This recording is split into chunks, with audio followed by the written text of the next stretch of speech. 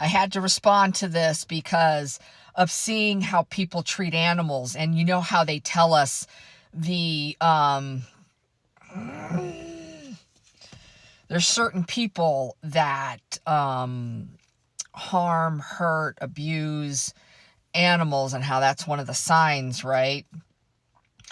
And this is where critical thinking skills come in, problem solving. My partner, I was talking earlier how if he didn't understand something about me, he would ask questions, and he's a problem solver. He doesn't just point the finger and go insane. Yeah, so when animals don't know, I mean, they communicate the best they can, right? And people usually get rid of the pet if they can't figure out what's wrong with them. Well, if you're not taking them to the vet, if you're not feeding them schedulely, if you're not, when we moved, our dog had such depression. Like, we were just like, what is happening? And we were like, okay, we just took him away from his home of 10 years and put him in another. Yes, we were there, but it was a whole new layout. It was more stairs, and we had to be, my partner built him a perch. Our dog used to be able to lay on the couch and look at the whole neighborhood. That was taken from him. So my partner, again, God damn, I married a smart man, an intelligent man, a caring man, a loving man, a compassionate man. He was like, something's wrong with the dog. And he's like, he doesn't have a place to look out in the neighborhood. So up in the den, my partner's den, he built, it's got steps. It's on top of an old little nightstand. And then he put the dog bed up there with a blanket. And the dog learned, oh, if I come up here, I can see the whole neighborhood. And it made him happy. And so it's the same thing with people. Are you willing to listen, understand? I'm one of those people now. I'm a people watcher, and especially if you're a man. Like, I am, where are they intelligently? Where are they emotionally? Where are they physically? I feel like the Terminator, taking in all that information so that I know what my next move is.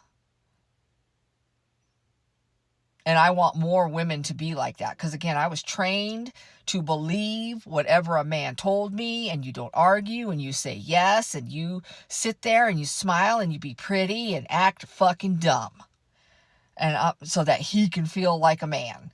So I know, my partner wanted a woman that, he's constantly growing. I'm constantly growing. We have conversations. We have different topics we talk about, and, hey, did you see in the news today, and have discussions. And, even though we may not always agree, it's the listening to the other side to understand where they're coming from versus stomping around, yelling, screaming, you're stupid.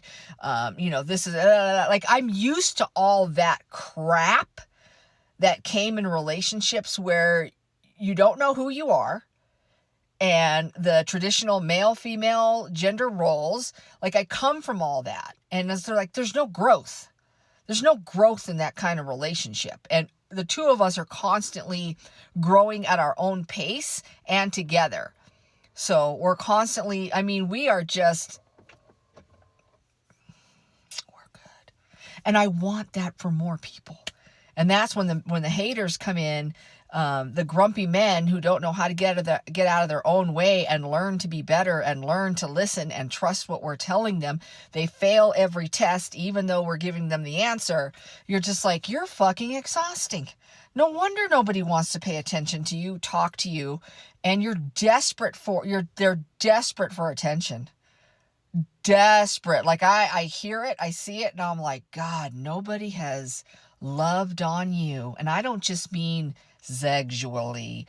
I just mean caring, compassionate, validate. Like, they haven't had anybody in their life to do that for a long, long time. They don't see that, though.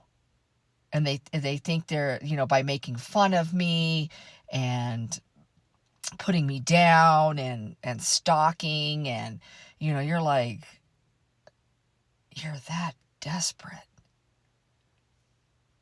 Yikes. You can't plant any seeds on salted earth.